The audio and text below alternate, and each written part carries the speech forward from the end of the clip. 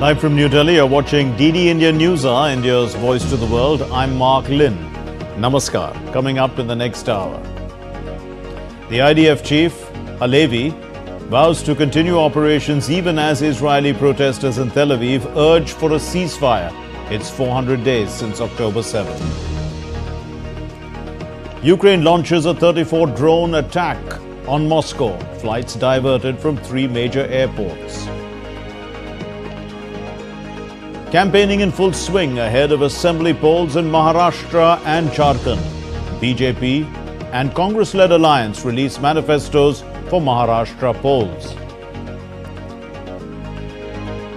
India's EAM, Jaishankar, highlights good personal rapport between Prime Minister Modi and US President-elect Trump, says India is not one of the countries concerned by the results.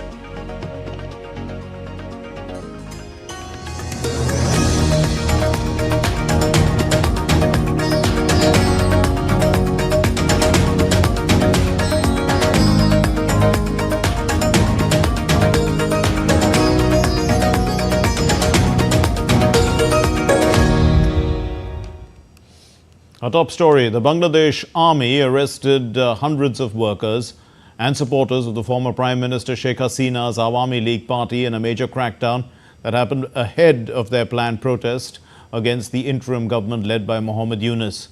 Authorities also denied permission for the Awami League to hold the demonstration. This report provides context. Donald Trump's victory in the US presidential election and the comments he had made about atrocities against Hindu and other minorities in Bangladesh have emboldened the ousted Awami League. We will defeat radical Islamic terrorism. When I'm president, we will stand shoulder to shoulder with India in sharing intelligence. The Awami League on Saturday had announced a program to observe the death anniversary of Noor Hussain, a slain activist killed in the movement against General Ershad in the 1990s.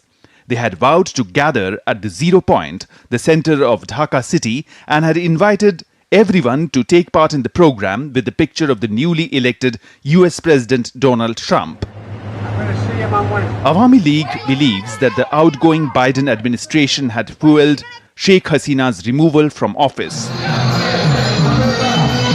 The interim government, led by Chief Advisor Mohammed Yunus, has begun a trial of Sheikh Hasina and other Awami League leaders in a tribunal for crimes against humanity. We demand the trial of Killer Hasina for destroying the democratic system in Bangladesh over the past 16 to 17 years. At the same time, with the interim government now in power, we believe they will establish a government by the people in the near future. But the Awami League has countered this with a complaint filed at the International Criminal Court against the Chief Advisor of Bangladesh's interim government, Mohammed Yunus, and 61 others under Article 15 of the Rome Statute at the ICC in Netherlands. The complaint was filed by Anwar-uz-Zaman Chowdhury, an Awami League leader and former mayor of Sylhet.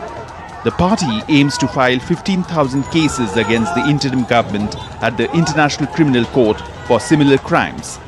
In messages posted on social media, the Awami League has said that from 5th to 8th August, in the name of student movement in Bangladesh, all leaders and workers of Bangladesh Awami League and its various affiliates, Hindus, Christians, Buddhists living in Bangladesh and the police force of Bangladesh have been victims of brutal genocide and crimes against humanity. They are clearly upbeat about potential support from a Trump administration.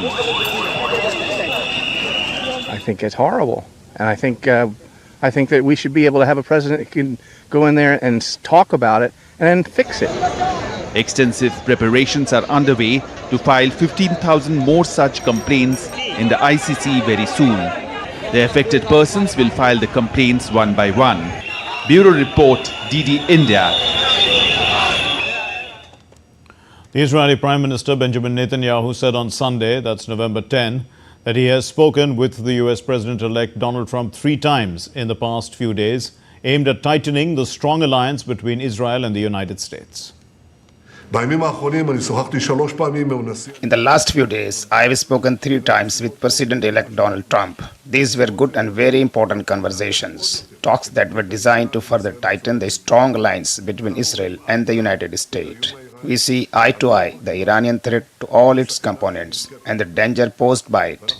We also see the great opportunities before Israel in the field of peace and its expansion and in other fields.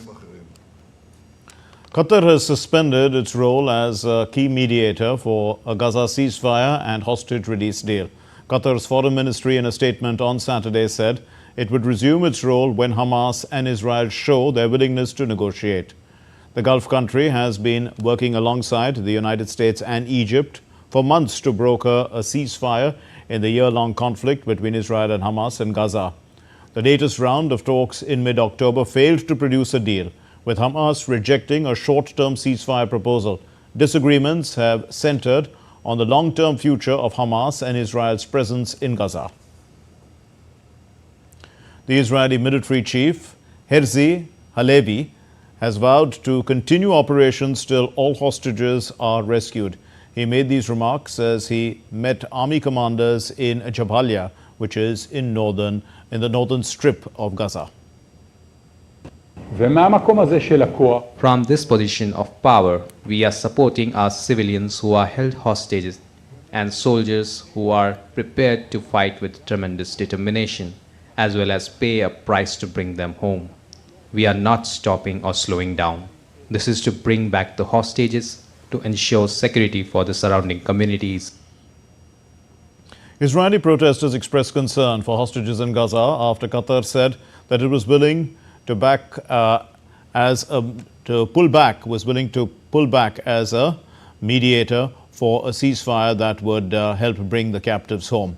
Now, thousands of people rallied in Tel Aviv, holding signs reading 400, which is the number of days since the hostages were taken when Hamas attacked southern Israel on October 7 last year.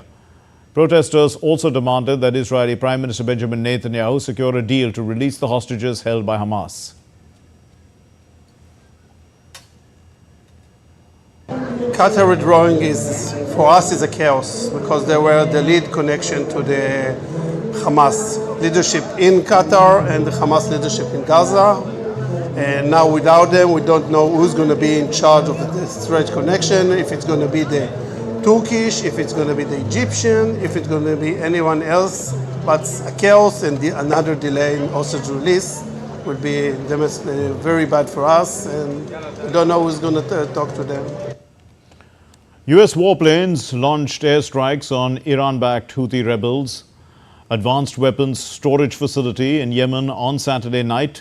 According to the Pentagon, the facilities contained various weapons used to target military and civilian vessels navigating international waters throughout the Red Sea and the Gulf of Aden. Earlier, a Houthi-run television network reported 3 American and British raids that targeted the capital Sana'a. The Houthis have been attacking ships in the Red Sea, disrupting global maritime trade, and they also claim that they have targeted the Israeli-linked vessels. Well, Ukraine attacked Moscow with nearly 34 drones on Sunday in its biggest strike on the Russian capital. The attack led to the temporary closure of 2 of the city's major airports. Russia said that it had downed nearly 70 Ukrainian drones over 6 Russian regions. Saeed Absarul Hassan reports. Ukraine launched a massive drone attack on Moscow on Sunday. At least 34 drones, the biggest drone strikes on the Russian capital since the start of the war in 2022, forcing flights to be diverted from 3 of its major city airports and injuring at least 1 person. Russian air defenses also destroyed another 36 drones over other regions of western Russia in 3 hours on Sunday. Russian federal authorities closed 2 Moscow airports due to drone attacks, and Air Transport Agency diverted at least 36 flights. But after some time, the operation was resumed. One person was reported injured in Moscow region.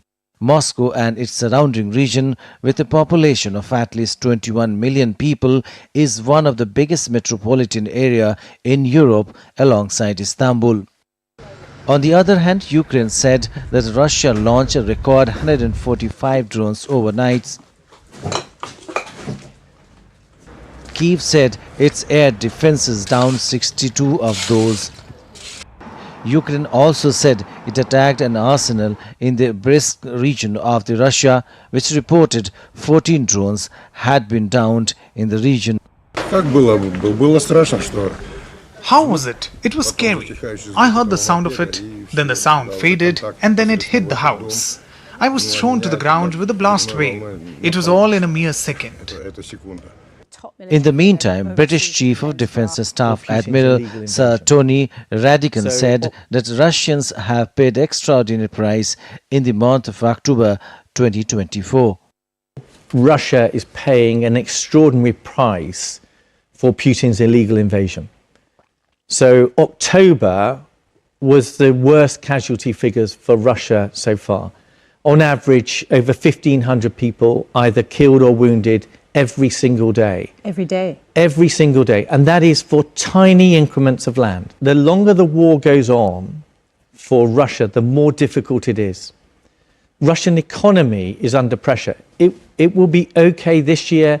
It can survive next year. As you look through next year and into 2026, the Russian economy is under more and more pressure. With the growing attacks from Russia, the United States has decided to ship more than 500 interceptor missiles to Ukraine in the weeks ahead, speeding up Washington's military aid delivery to the war-ravaged country. Syed Absarul Hassan for DD India. Members of Hindu and Sikh communities marched in New Delhi on Sunday to condemn an outbreak of violence at a Hindu temple in Canada. Members of the Hindu-Sikh Global Forum, they marched through the Indian capital chanting slogans for Hindu-Sikh unity. Last Sunday's incident at a mandir, a temple in Toronto, the suburb of Brampton, saw clashes break out during a demonstration by groups supporting an independent Sikh state called Khalistan. The New Delhi protesters, they've said that the violence was politically motivated and a true Sikh would never attack any religious place.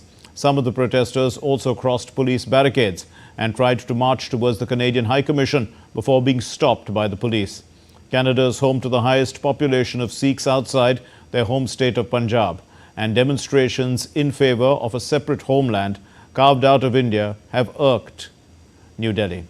Diplomatic ties between New Delhi and Ottawa have soured in recent years over allegations that Indian authorities allegedly killed a Sikh separatist leader on Canadian soil, something that India has denied.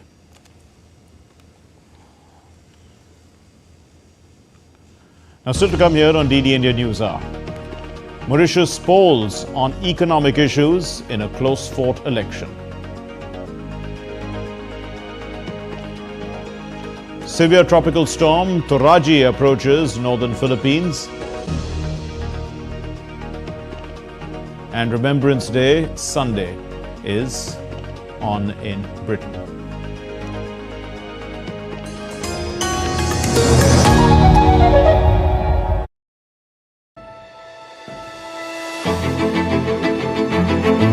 Goa, a wild nature paradise, where over a third of the state remains wild today, and every corner is full of surprises. Goa's forests evolved through the seasons. Insects and crocodiles flourish in the monsoon, butterflies in the months after the rains subside, and in the winter, the jungle transforms into a haven for birds. Oh, there's a female right next to him. Oh my God, is that 8 otters? That's one of my favorite things about these forests. There are still so many secrets out there. Watch postcards from Goa on National Geographic.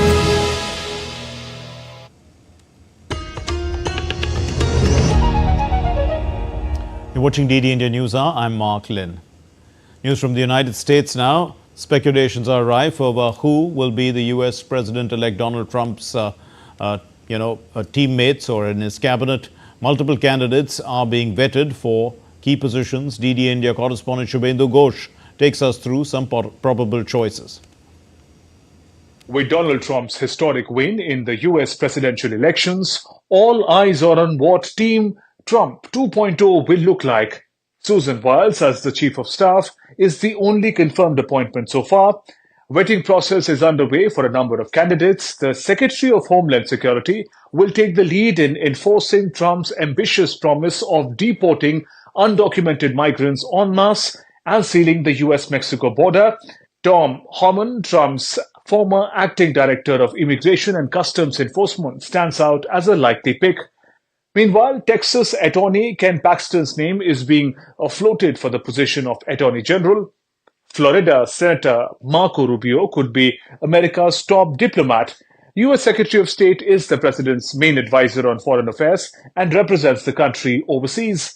Among the more popular candidates, Robert Kennedy Jr., the nephew of former President John F. Kennedy, who stepped out of the presidential race in favor of Donald Trump, may be shortlisted for Health and Human Services Department.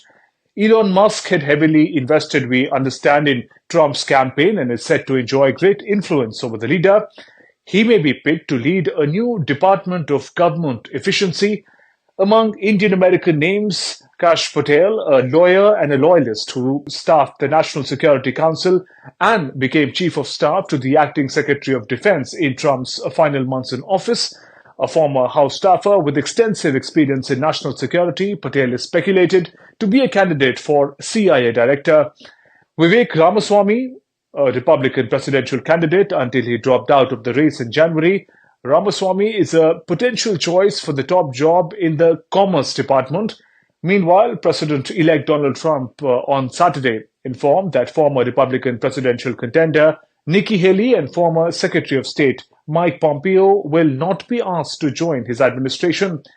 Taking lessons from his previous term, Donald Trump would want two key qualities in his choice of candidates. One, ability to deliver, and second, perhaps more important, unquestioned loyalty to his leadership.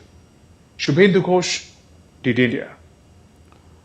Mauritius voted on Sunday in a close-fought election race that has been clouded by a wiretapping scandal in the nation, usually touted as one of Africa's most stable and prosperous democracies. Campaigning has been tense and police have been deployed at polling stations to ensure security. Parties have promised to tackle a cost of living crisis in the Indian Ocean archipelago. The legislative poll in the country follows a historic agreement last month that saw Britain cede sovereignty of the Chagos Islands to Mauritius following a long-running dispute.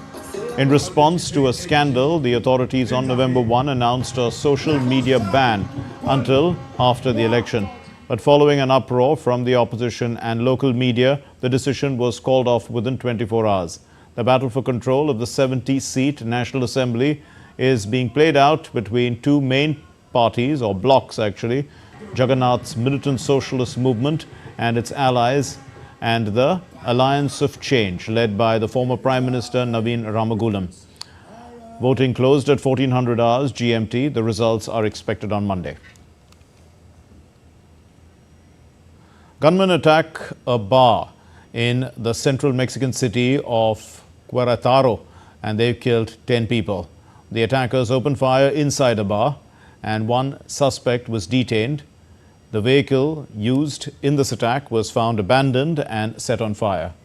Querétaro is considered one of the safer cities in Mexico, where spiraling violence, much of it linked to drug trafficking and gangs, has seen more than 450,000 people murdered since 2006. Thousands of protesters filed and filled the cities of Valencia on Saturday, demanding accountability for the government's handling of catastrophic floods that have claimed the lives of more than 220 people and leaving nearly 80 people also missing. Many called for the resignation of the regional leader, Carlos Mazon, accusing him of mishandling the crisis. Protesters claim that Mazon had issued an alert too late, hours after water had already inundated villages across the region. Thousands also marched in other Spanish cities on Saturday. After leaving power cuts and uprooted trees in its wake throughout Western Europe, the remnants of Hurricane Kirk reached southern France, producing torrential rain, prompting authorities to put all French departments on orange alert. And rescuers from various fire and rescue service areas have received flood risk training in a whitewater basin on the Cher River in Tours to prepare themselves for a response to the flash floods caused by natural disasters, as floods can overwhelm existing infrastructure and put both residents and first responders at significant risk. Locals and visitors in the Croatian city of Split, they have relaxed in the sea as temperatures rose to those more commonly seen in the summer than in late autumn. But weather forecasters, they predict that the temperatures along the country's southern Adriatic coast are going to stay around 20 degrees high on Saturday. Onlookers at the popular beaches of Split were treated to a rare opportunity to swim and bask in the sun, as temperatures, which used to be about 12 degrees centigrade in 1948, have reached 20 degrees centigrade in 2024. Preparations for COP29 are entering their final stages in Azerbaijan. That will be held between November 11 and 22. The climate conference is supposed to discuss a way to check global emissions due to the use of planet-heating fossil fuels, and that are continuing to rise, despite many nations facing devastating floods, droughts, heat waves and storms. This event in Azerbaijan's Baku will bring together world leaders, climate negotiators, environmental activists and experts from across the globe to tackle the pressing issue of climate change and accelerate global efforts to meet the goals of the Paris Agreement. Azerbaijan, which is hosting COP29, has been ramping up efforts to ensure the success of the conference. UK's King Charles led the Remembrance Sunday ceremony at the Cenotaph War Memorial, which is in London.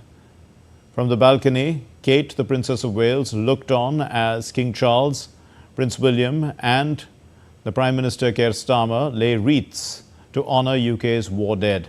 This is one of Kate's first formal appearances after she withdrew from public duties to undergo treatment.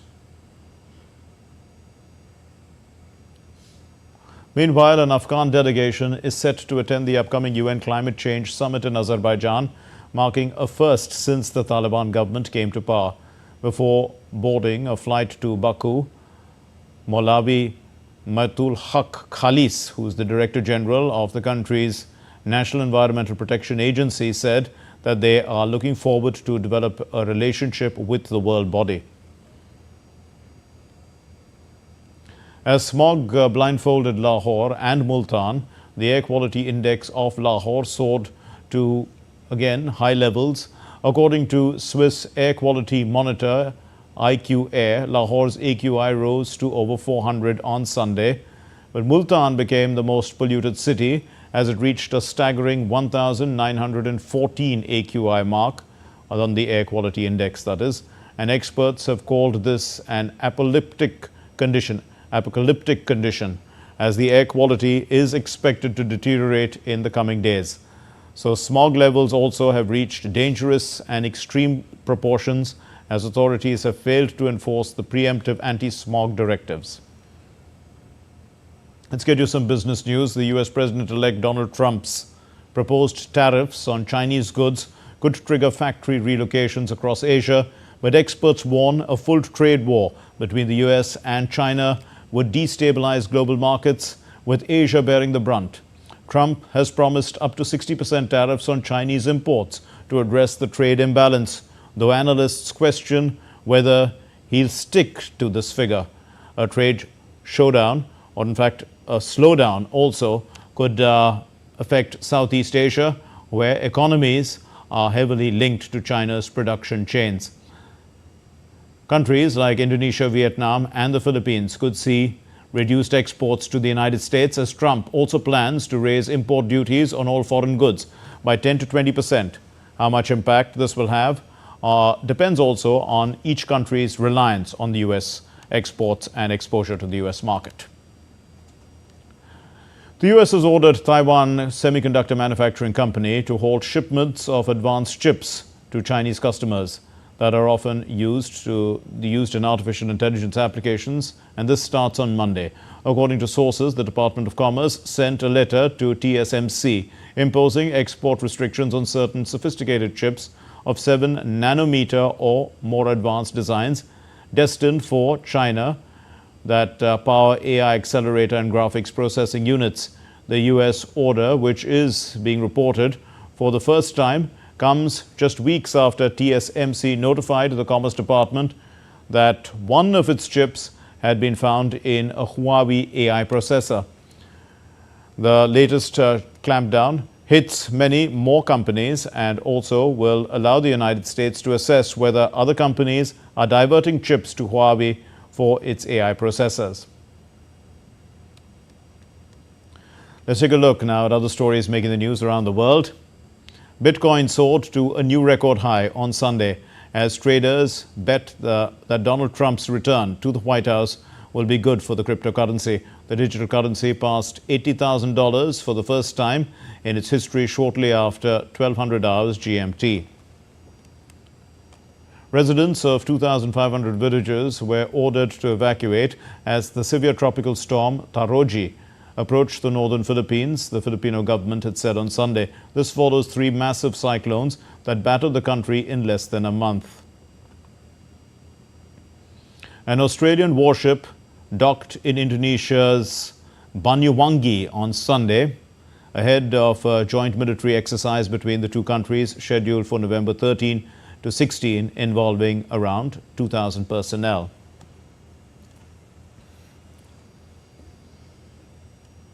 Still to come here on DD India News Hour. INSV Tarini arrives in Fremantle in Australia after a 39-day voyage.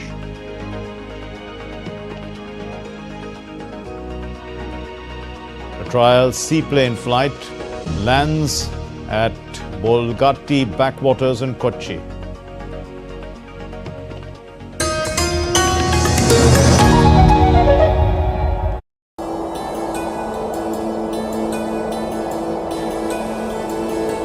गर फिरदौस बर्रुए ज़मी अस्त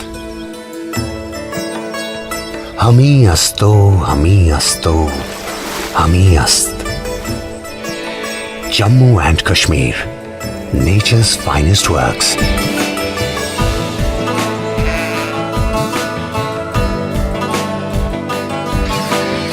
A land of verdant valleys,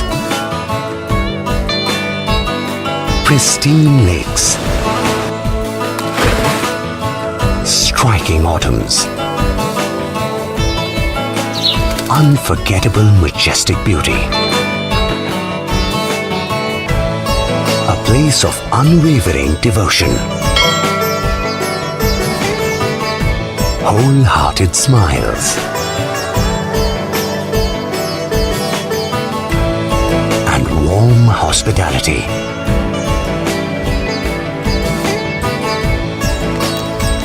World famous for its exquisite artistry.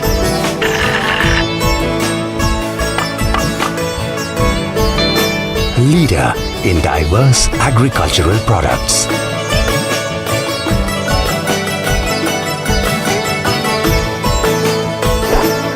Heartland of winter sports.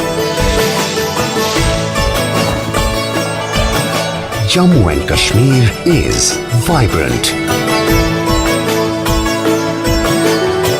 diverse, ambitious,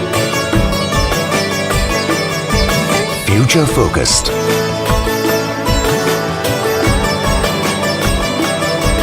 full of life. Welcome to heaven on earth.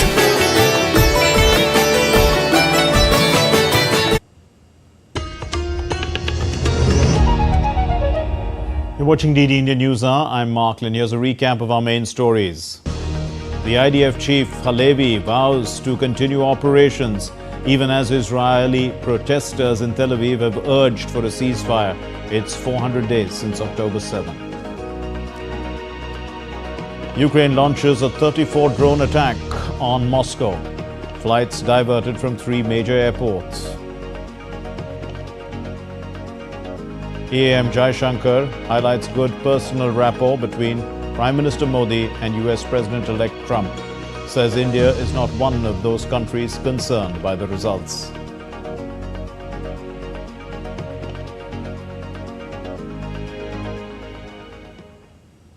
Well, campaigning is in full swing, and India's Prime Minister Narendra Modi is holding back-to-back rallies in poll-bound Jharkhand. In fact, addressing a rally in Bokaro, the Prime Minister said that the government led by the Chief Minister Hemant Soren had looted Jharkhand. Polls in the state will be held in 2 phases. केंद्र में Bhajpa NDA सरकार बनी तो 10 साल में हमने 3 लाख करोड़ रुपए से अधिक झारखंड को दिया। हमने ये ज्यादा पैसा क्यों भेजा भाई? क्योंकि झारखंड हमने बनाया है, तो हम ही तो संवारेंगे। India's Prime Minister held a roadshow as well in Ranchi in the Indian state of Jharkhand. The roadshow, which spanned approximately 3.5 kilometers, marked Prime Minister's 4th such roadshow in the city. Previously, Prime Minister Modi had held roadshows in Ranchi in April 2019, November 2023 and May 2024. Ranchi has 7 assembly seats: Hatia, Mandar, Kanke, Ranchi, Tamar, Sili and Khijri. Voting for 5 of these seats will take place in the first phase on November 13, and elections for Sili and Khijri seats will be held on November 20. The results of the Jharkhand Assembly elections will be announced on November 23.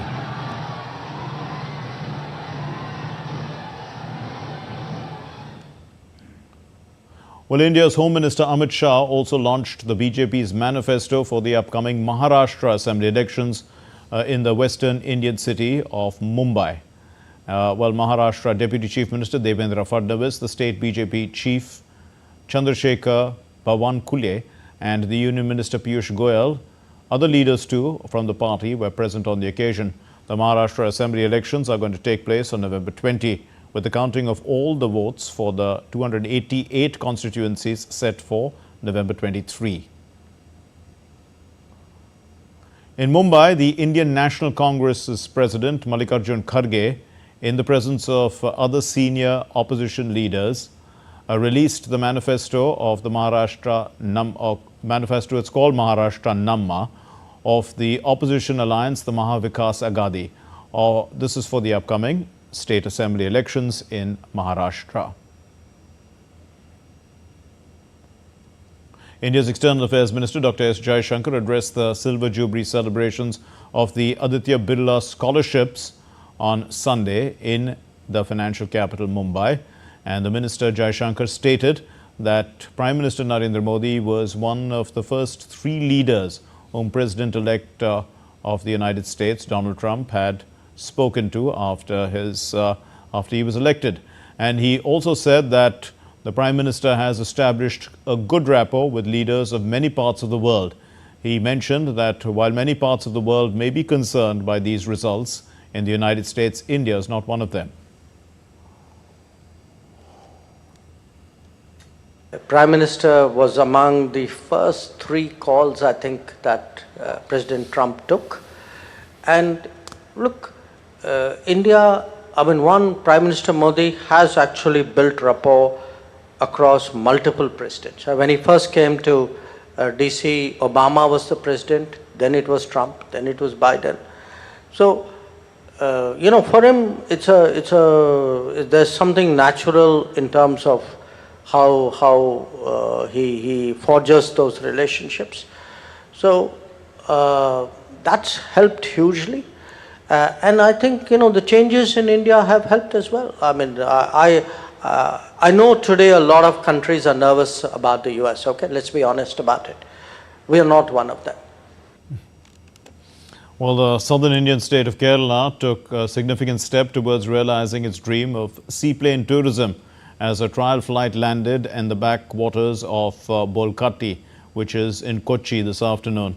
This historic event marks the beginning of a new era in Kerala tourism, promising to connect the state's magnificent waterways through the skies. The seaplane landed at Kochi at 2:30 p.m. After departing from Vijayawada in Andhra Pradesh at 11 a.m. The trial flight reached its final destination in Bolgati at 3:30 p.m. Kerala's Tourism Minister P.A. Mohammed Rias will officially flag off the trial seaplane service from Bolgati to Muttupetti Reservoir near Munnar on Monday. 4 persons can travel in a seaplane. Dubai has emerged as the highest ranked city in the Middle East and Africa in 2024 Global City Index by Brand Finance, maintaining this regional lead for the second consecutive year. Now, the city also ascended to 5th place globally, surpassing global powerhouses like Singapore, Los Angeles, Sydney, San Francisco and Amsterdam.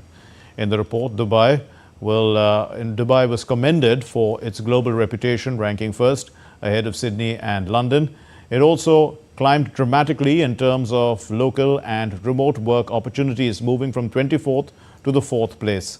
The city was acknowledged as the second best of global significance, driven by its strategic position as an international trade hub and also a robust economy. Scoring 86 out of 100, Dubai's comprehensive performance across all key indicators highlights its economic strength and strategic vision. The Indian Navy's submarine INS Vela has arrived in Colombo on Sunday for a 3-day visit and was accorded a ceremonial welcome by the Sri Lankan Navy. Several team building exercises are planned between the crew of the submarine and the Sri Lankan Navy personnel during the visit. The visit is classified as an operational turnaround, where in the submarine it's going to replenish provisions. And the Indian Navy and the Coast Guard ships and submarines have been marking regular port calls in Sri Lanka as these visits strengthen bilateral cooperation. After 39 challenging days at sea, the Indian naval sailing vessel Tarini has arrived at its first port of call in Australia's Fremantle. This happened on Saturday, marking a significant milestone in its global circumnavigation expedition, Navika Sagar Parikrama 2. The vessel, which departed Goa on October 2nd, covered a distance of 4,900 nautical miles, crossing both the equator as well as the Tropic of Capricorn. Now, during this 38-day non-stop voyage, the crew, led by Lieutenant Commander Dilna K and Lieutenant Commander Rupa A, they faced extreme weather conditions, including winds of up to 40 knots and also sea states of 6. Despite these challenges, the crew remained in good health and in high spirits. The Navika Sagar Parikrama 2 expedition continues to promote gender equality, sustainability and global maritime cooperation. News from Bangladesh. The size of the Advisory Council of the interim government of Bangladesh, headed by Professor Mohammed Yunus, increased as 3 more advisors took oath of office on Sunday evening. The President, Mohammed Shahabuddin, administered the oath to the new advisors at the Darbar Hall of the Bhanga Bhavan in the presence of the Chief Advisor, Professor Yunus, and senior government officials and dignitaries. The new advisors are Mafjul Alam, who is a special assistant to the Chief Advisor, renowned filmmaker Mustafa Sarwar Farooqi, and Sheikh Bashir Uddin, who is the managing director of Akij Bashir Group. Now, 3 days after the fall of the Sheikh Hasina government, in a student people uprising on August 5, an interim government was formed with Mohammed Yunus as the chief advisor. Well, the interim government comprises 24 advisors so far, including the chief advisor. And we have Ambassador Veena Sikri, retired senior diplomat who served as India's High Commissioner to Bangladesh. Ma'am, thank you for being with us. Now, the economy in Bangladesh is struggling, Power supply was cut off for non-payment of dues. Politically, people want democratic elections, but the government, as we see, is being expanded. When do you think Bangladesh is going to be ready for elections? Well, Bangladesh is in a very difficult position right now. In fact, elections, the interim government, such as it is, because the present constitution doesn't have the provision for an interim government. The earlier constitution had it, it was removed by the High Court itself. So now there is a hearing going on to restore that provision. Such as it is, the interim government's sole role is to organize free and fair and inclusive elections, and they should be doing this within 90 days. But on the other hand, there's a complete chaos and anarchy within Bangladesh. You have protests going on.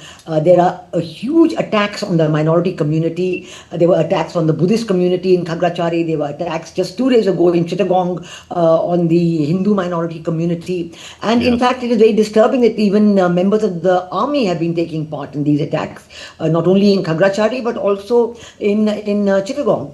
And now, today, as of now, the news is that when the Awami League had organized a memorial parade today to remember one of their martyrs who had died during the anti-Irshad movement, there was a lot of chaos on that, and the protest could not take place. So there is a huge attempt to describe the Awami League as a fascist organization. Although from the side of former Prime Minister Sheikh Hasina, since she has not actually tendered her resignation, she has actually addressed a letter of congratulations to President-elect Donald Trump as the Prime Minister of Bangladesh. Okay. So there is a lot of uncertainty, a lot of chaos, and as you rightly mentioned, the economy has gone into free fall. In fact, the factory workers, the ready-made garment factory workers, are also on protest. They've been on protest for several days and weeks now, and they want their salaries to be increased. As a result, many factories are closed, orders are being cancelled,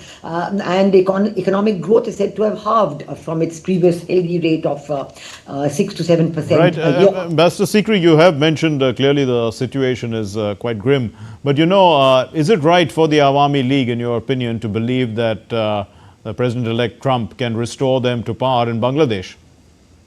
Oh, well, I think restoration of power, certainly, I think will have to be through an election. But I think the question is now about the inclusivity of Awami League in the day-to-day life, in the political life, socio-economic life of Bangladesh.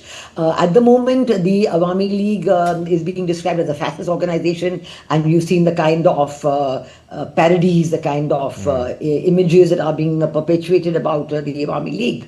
And I think this is the problem that is there, because the Awami League does have a very large support base.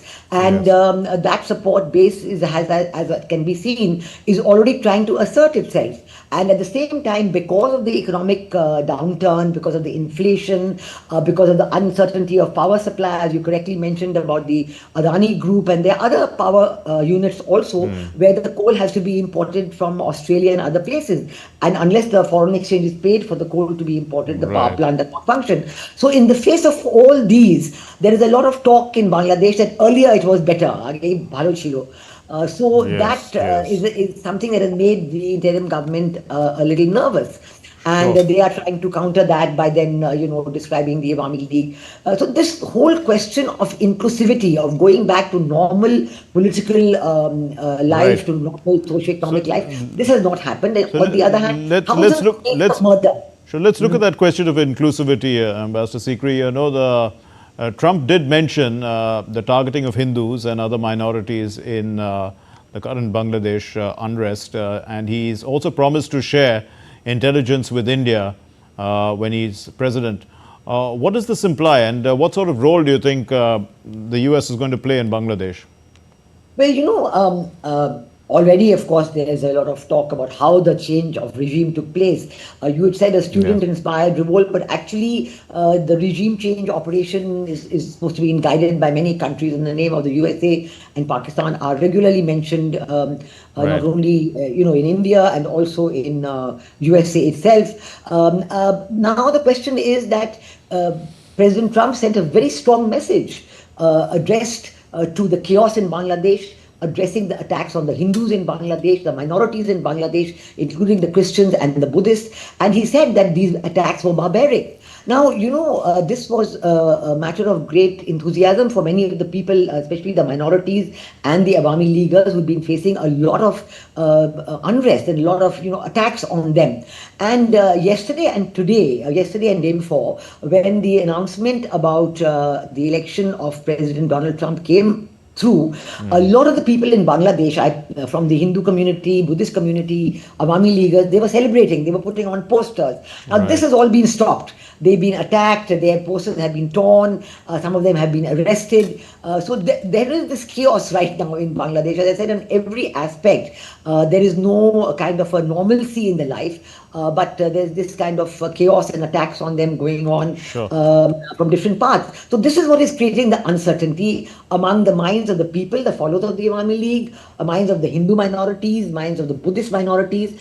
And at the same time, in the interim government and under their diktat, there is no media freedom. The media houses are all controlled. There is no press freedom. And in fact, even the university professors and teachers of the schools have been forced to resign. So in this face of this extreme uncertainty going on, there certainly was a great enthusiasm at the message received from President Donald Trump. And when they want to celebrate that, his victory, this is not being allowed. The method that the Awami League is using is that they are going to the International Criminal Court. They've already filed one petition there, and they are planning to file 15,000 such petitions. So how effective can a case be made, at the International Criminal Court against the ouster of a sitting government? What do you think? It's a very difficult situation. Actually, on the other hand, even the interim government wants to file for genocide, and they've filed some thousands of murder cases against Sheikh But that's Hasina. within their own courts, right? Yeah, this is their courts, but some of them are going to the ICC also. So there are, from both sides is happening. So, I think that this is not going to stand either way, because, you can't just go to the ICC like that. You need a lot of detailed preparation, you need to give a lot of documentation, but certainly both sides are collecting the documentation and being submitted. I think, in my view, what is needed in Bangladesh is for the interim government to really act as an interim government, not to delay the holding of elections, but to go ahead and do it. On the other hand, the Jamaat-e-Islami, which is the real force behind Professor Muhammad Yunus. Mr. Muhammad Yunus is the chief advisor, but the real force is the Jamaat-e-Islami, the Hizb ut-Tahrir. In fact, Mahfouz Alam, who's today being sworn in as an advisor, is said to be a member of the Hizb ut-Tahrir. And these are Islamist organizations, and in fact, which are banned in many countries. Hizb ut-Tahrir was banned in Bangladesh as well. Even Jamaat-e-Islami had cases against it in the court, and the Awami League government also had banned it. Now, these governments, the Islamist groups are talking about long-term constitutional reforms, electoral reforms, and so on. But these reforms can't be done by an interim government. There has to be elections. An election has to be held. Whoever wins the elections can then certainly come in and do whatever reforms they would like, whatever is in their manifesto. So I think that normalcy can come to Bangladesh if they allow elections to be held. And if the army's role is restricted. Now, if the army is going to take part in events like, attacks on the Hindu community, attacks on the Buddhist community, then, the international community will start saying, why should they be taking part in peacekeeping operations? All these questions will come in if the army is going to do that. So the army should be, back in the barracks, and the army, the normal civilian administration should be there, and elections should be held. Joint elections, of course, the army does come out in support of civilian power, but I think that the quicker that arrangements are made for early elections, the better it will be for normalcy in Bangladesh, because people there are expecting elections to be held. Absolutely. And they're not expecting all kinds of changes, like the Jamaat-e-Islami is talking for complete constitutional reforms, and so they're talking about electoral reform, they're talking about economic reform, they're talking about financial reform. Now, certainly, perhaps every country needs its own share of reforms, whatever the people are in favor of, but it has to be after elections are held and an elected body comes to power. Right, we leave it there. Thank you very much, Ambassador Veena Sikri. Thank you for your insights into the situation in Bangladesh. Now, let's take a look at other stories making the news. In the Union Territory of Ladakh in India, a total of 14,030 candidates registered for the LAHDC Kargil Subordinate Service Recruitment Board's OMR-based matric level examinations, which were conducted on Sunday across 26 examination centers at Kargil headquarters and also at Zanskar. Now, with 11,204 candidates appearing for the exam, the turnout reflects a strong participation in the recruitment process for various district cadre posts. India's Ministry of Home Affairs has conferred the National Award, the Lifetime Achievement Award in Forensic Science 2024, upon the director of the Mizoram Forensic Science Laboratory, H. Sangchung-nunga. And he is the first recipient of this prestigious award in India, and a formal award ceremony will be held in due course of time. Two Mahots from the Kaziranga National Park attended a 3-day training course in Thailand, learning positive reinforcement techniques for captive elephants. The workshop, held at the National Elephant Institute in Lampang, was led by experts from the Human Elephant Learning Programs Foundation. Okay, still to come here on DD India News Hour. Mark Cavendish wins his 166th race at the Tour de France Citrium in Singapore. Messi scores, but Inter Miami loses in the first round.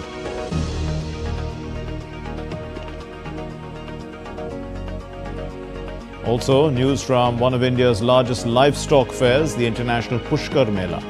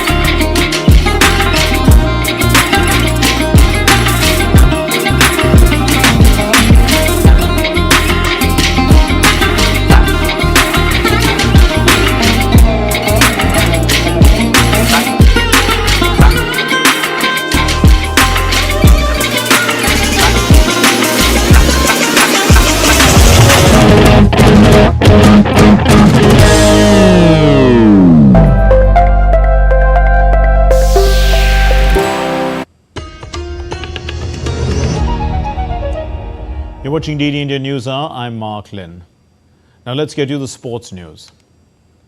Mark Cavendish won his final professional race at the 2-day Tour de France Citrium in Singapore on Sunday, bringing down the curtain on a glittering 19-year career with a sprint finish.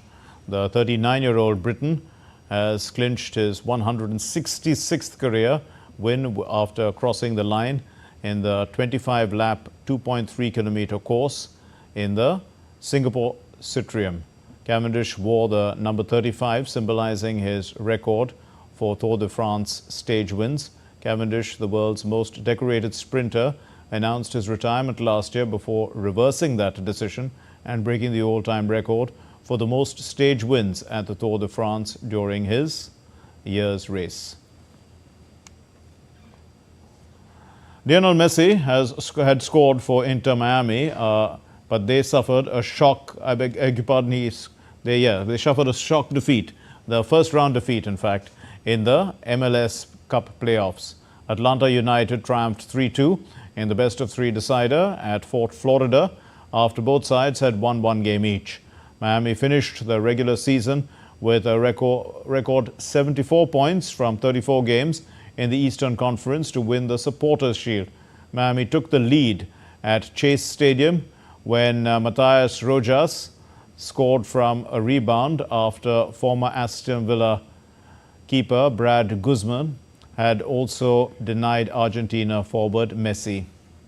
2 goals in 2 minutes from Jamal Taire put Atlanta in front, and despite Messi equalizing with a header. One of India's largest livestock fairs, the International Pushkar Mela, is currently underway in Pushkar, which is in Ajmer district of the Indian state of Rajasthan. On Sunday, various sports and cultural competitions were organized at the International Pushkar Fair, which witnessed a camel dance competition and camel makeup competition. It is one of the world's largest camel fairs. Apart from the buying and selling of livestock, It has become an important tourist attraction as well. The fair is a significant event that attracts thousands of visitors from across the globe, eager to witness the vibrant cultural heritage and unique traditions of the region.